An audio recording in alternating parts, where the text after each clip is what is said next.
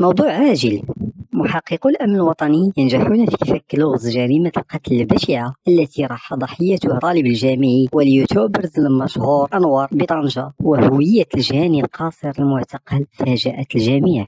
قبل ما ندخلو في التفاصيل ما تنساوش الاعجاب بالفيديو والاشتراك في القناه وتفعيل زر الجرس باش توصلوا بالجديد ديال الاخبار المغربيه والعالميه على قناتكم دايلي 7 نيوز.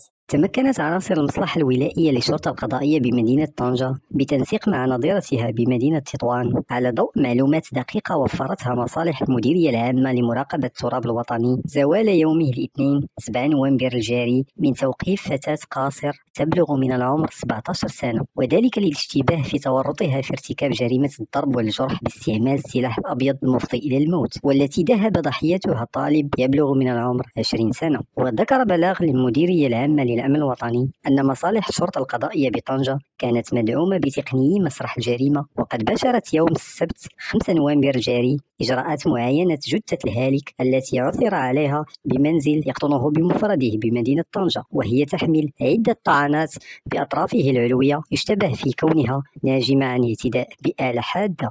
وأضاف المصدر ذاته أن الأبحاث والتحريات الميدانية الدقيقة التي باشرتها الفرق الأمنية مكنت من توقيف المشتبه بها الرئيسية في ارتكاب هذه الأفعال الإجرامية، والتي تعكف حاليا إجراءات البحث القضائي على تحديد أسبابها ودوافعها. كما مكنت أيضا من توقيف أحد أفراد عائلتها الذي يشتبه في تورطه في عدم التبليغ عن جناية وإتلاف أداة الجريمة وبعض العائدات الإجرامية. وأكد البلاغ أنه قد تم الاحتفاظ بالمشتبه فيها رغم المراقبة الشرطية بكونها لا زالت قاصر، بينما تم الاحتفاظ بقريبها تحت تدبير الحراسة النظرية رهن إشارة البحث الذي تشرفت عليه النيابة العامة المختصة، وذلك لتحديد كافة الظروف والملابسات المحيطة بهذه القضية. باش تعرفوا المزيد من التفاصيل حول الموضوع تلقاوها في صندوق الوصف اسفل الفيديو، وشكرا على الاشتراك ديالكم في القناه.